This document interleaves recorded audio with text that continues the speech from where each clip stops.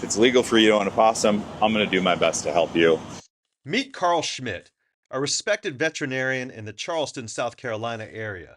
Amid the tsunami of northerners pouring into this region, Carl stands tall as one of the good guys, bringing a thoughtful approach to a fast advancing field.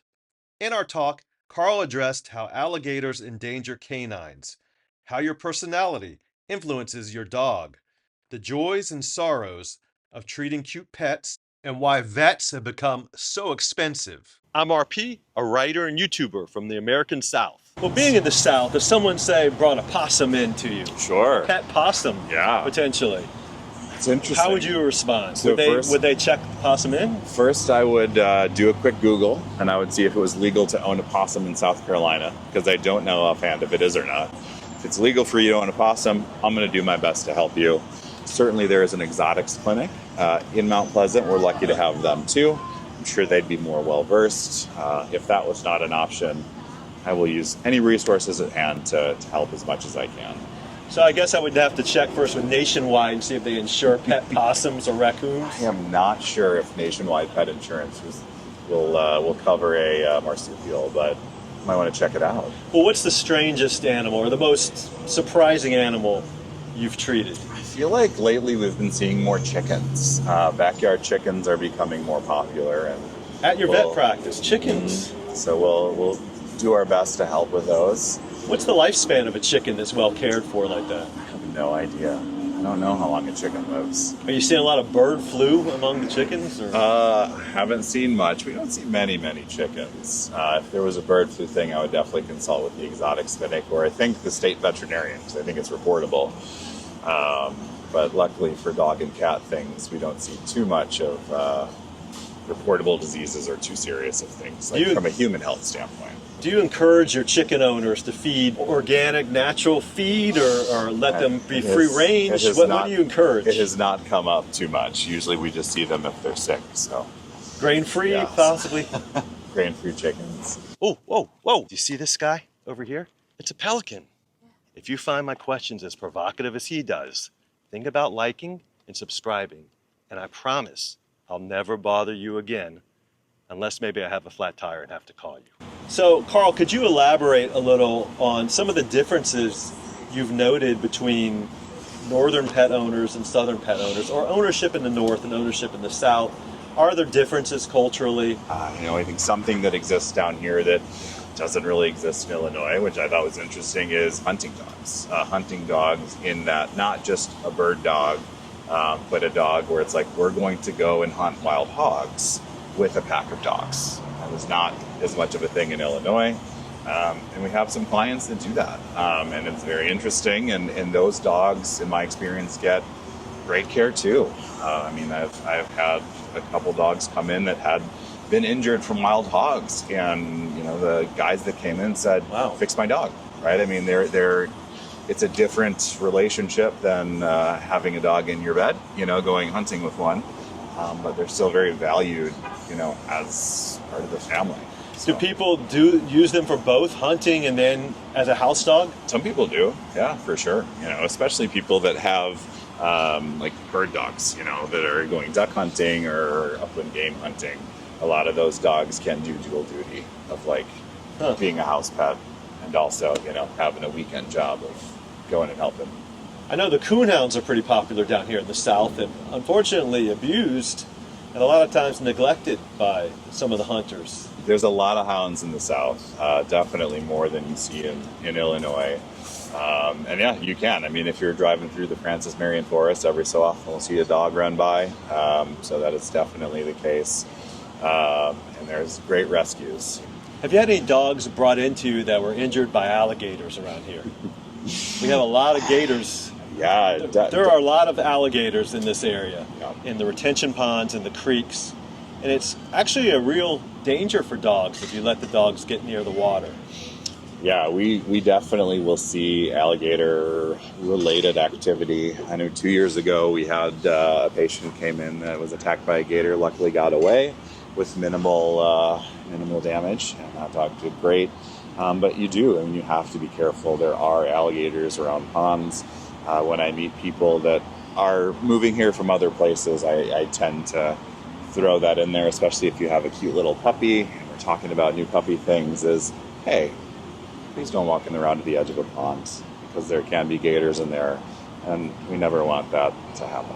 So I think it's pretty safe to assume here, if you see a body of water bigger than a puddle, there's a decent chance there's a gator in there. we should always assume there's a gator, and they're not all big and they're not scary. They live here too. We just have to be aware of them and be smart about them. And if someone brought in a pet gator, how would you address that? I would say same kind of thing. We'd have to check to see if that's legal or not. My guess is that it's not, but maybe. I feel like there's a staff danger issue there, so I think we'd have to address how big it is and if it was safe for staff. Along the gator lines, there are certainly venomous snakes here too. Yes. They live here too. We shouldn't be afraid of them. We should just be mindful of them. What insights can you offer, Carl, on why veterinary care has become so much more high-tech, specialized, and corporate in recent years? And for many people, when you say corporate, that means expensive. Yeah, veterinary care has certainly evolved in the last little bit here. And that, a lot of that is because it's been allowed to, as people, as we discussed, are caring more for their pets. They're part of the family. You want to do everything you can, and that has evolved into specialty care and 24-hour clinics and more things, which is wonderful, but those things cost money. If you want to be able to have great care at midnight, you have to pay for that. If you want your dog to have chemotherapy because they have cancer, that there's specialists for that now. So I think that the ability to do more things, I think, has been a big driver of cost, certainly. So it's become a lot more high-tech. A lot more high-tech, yeah. I've been fortunate enough to learn how to do endoscopy, to do laparoscopic surgery. We offer chemotherapy where I work. All these things are, possible now. How do you learn how to do it? Yeah, so for most of those things, you do continuing education classes. So you go somewhere and have a in-depth time where they teach you all the ins and outs of it. So these are on the weekend. These are weekend courses, would you say? Yeah, usually weekend, but most professions that you see, whether it's veterinarians or dentists or doctors, are going to be doing continuing education to further their knowledge. That's a requirement from state licensing agencies, and most people are all for it. We all want to learn and grow and be able to offer more for our clients. Given the seriousness of physical conditions that pets tend to get, not unlike humans, how do you stay detached? So many of these dogs and cats are just so cute, and you develop kind of a relationship with them if you're a good vet, and I understand you're a very good vet. So how do you remain detached? Yeah, that is an interesting question. It's not entirely possible to stay fully detached because I do like my patients. I enjoy going to work. I enjoy interacting with my patients and most of the people that come with them. My job involves very, very fun things. It involves very sad things. And I think that I don't know if it's detached so much as a frame of mind, is that when I think about sad things is oftentimes I tell myself that I am doing the best that I can for my patients and for their people.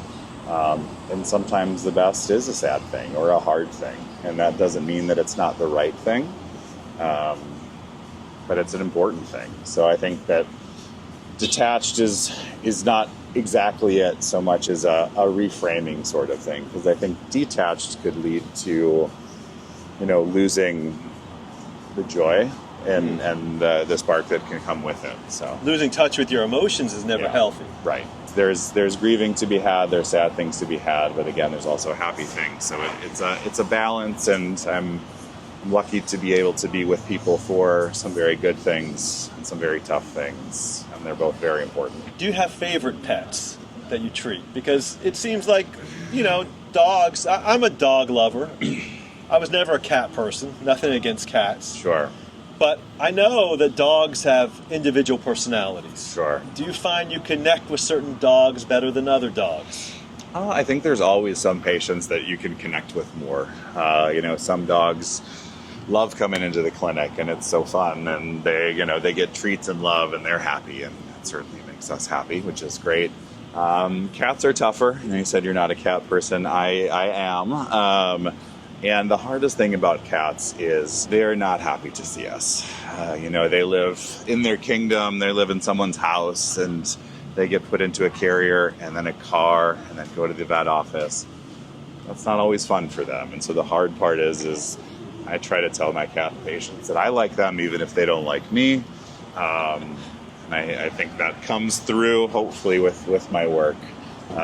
So I think that, yes, there are certainly some that are more fun than others. I always just feel bad because there are some patients that are nervous, are scared, and we certainly do our very best to make their lives better.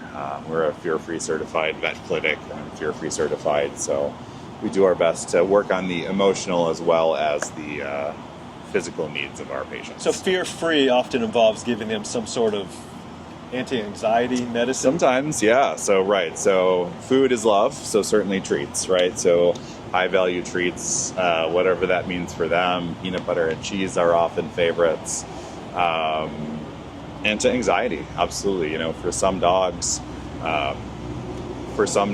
then medication is helpful.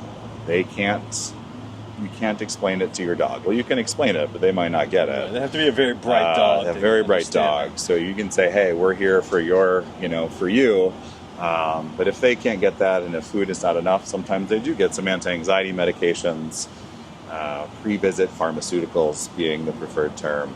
I know with my dog in particular, he's a very calm dog and a very confident dog, but he did get traumatized one July 4th in Atlanta one evening when we were outside late and a neighbor shot off fireworks while we were out walking. It was very late, and he's been scared of fireworks ever since. So a little bit of the medicine helps him. I feel that, so there's different medications you can try. A lot of dogs are on trazodone. Trazodone is the one he takes. takes. A short-acting anti-anxiety, just to make that night a little bit better because they don't understand the fireworks or the thunderstorms. Are you anti-firework at all? Am I anti-firework? What's your take on fireworks? Because it not only frightens domestic pets, but from what I understand, it really terrifies the forest animals. Sure. Well, in Illinois, fireworks are illegal. Really? So you have to cross the border into a neighboring state should you want to purchase them, which is unlike here, where they appear to be everywhere, flowing freely. Yeah. I think that is a toughie, right? Is certainly fireworks are an expression of whatever joy. I feel like it would be polite to our neighbors to limit fireworks to the times maybe that it's going to happen. If it's July 4th and there's fireworks, arguably people can treat their dogs and be aware, right? Or if it's New Year's Eve, another popular Charlestonian thing, fireworks and loud, people can deal with that. If it's a random Friday and you're shooting off fireworks, you may just be making some local dogs sad. How do you avoid getting bitten? I think bites are pretty rare, which is great. And you read body language, and hopefully if you're someone you've never met before, you have good records about if they have bit before. But often it's a body language thing as you approach them, how do they react to you? I have not been bitten by a dog. I've been bitten by a cat before. Oh. I know sometimes people say that owners end up looking like their dogs or vice versa. But how often, in terms of personality and temperament, are dogs reflections of their owners? I definitely have seen the dog who looks like its person. So that can certainly happen, and it's always delightful. I think dogs feed off of their people, certainly. If an owner is nervous at a vet clinic, the dog is often going to be nervous at the vet clinic. So, yes, every dog is a little bit different there. As far as personality-wise, I feel like I said, is certainly your personality does influence in that direct way. In an overall way, right, does a calm person always have a calm dog? don't think so. I mean, there's some degree of nature versus nurture. Some dogs are just, we'll call them collected. Some dogs are a little higher strung. Certainly there's some breeds that are a little more hectic than others. Yeah. And also there's some, Variety. people choose a certain breed because it Right. generally might reflect something about themselves. Absolutely. If you want a cute, snuggly dog and you get a King Charles Cavalier, you're going to be in good shape. You know, if you want a marathon friend, maybe you should get a pointer and go for a run. So it's refreshing in this time of political division in our country that an avowed cat person and a dog person can sit down at a barbecue place and get along so well. So I hope that's refreshing for our viewers. Thanks for watching. If you enjoyed this video, you know what to do. And remember, in a world where you can be anything, be open.